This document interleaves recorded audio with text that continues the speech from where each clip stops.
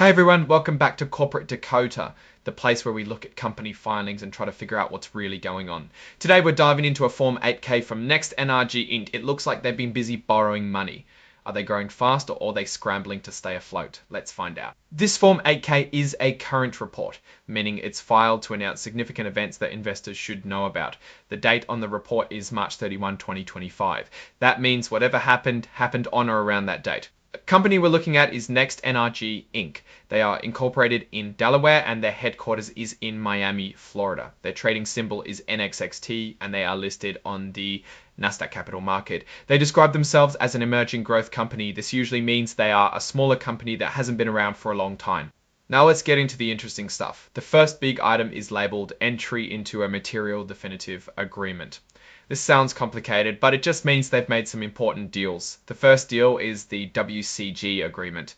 NextNRG entered into an agreement with Winwood Capital Group LLC, or WCG.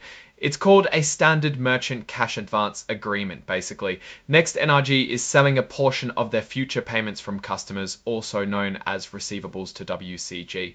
The amount they're selling is 69 DIGs, getting less than they are selling. To make sure WCG gets paid back, NextNRG authorized WCG to take 27,980 ANIs each week.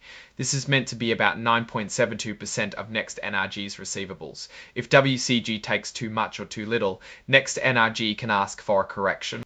Here's another key detail. Michael D. Farkas, who is the CEO chairman of the board and also owns most of the company's stock, has personally guaranteed this deal. This means if NextNRG can't pay, he is on the hook. That is a big commitment. The next big item is the Alcourt promissory note. This means NextNRG borrowed money from Alcourt LLC. The company issued a promissory note for $1,000, but they only got about $850,000 for it because there was an original issue discount of $150,000.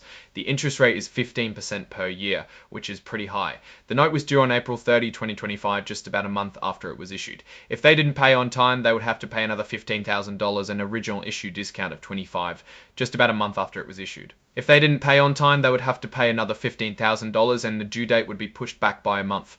This section just refers back to the Alcourt note. It's basically saying, hey, remember that loan we talked about? This section is also about that. This last item lists the exhibits, which are extra documents that go along with the report. One of them is a file containing computer-readable data. Now, let's step back and look at what this filing tells us about NextNRG. It seems like NextNRG is relying on short-term borrowing to fund their operations. The WCG agreement selling future receivables is a way to get cash now, but it means they'll have less cash coming in later. The Alcourt note is another short-term loan with a high interest rate. This could mean a few things. Maybe NextNRG is growing rapidly and needs cash to invest in new projects. Or maybe they are struggling to generate enough cash from their existing business. The high interest rates and the personal guarantee from the CEO suggest that lenders see NextNRG as a risky borrower.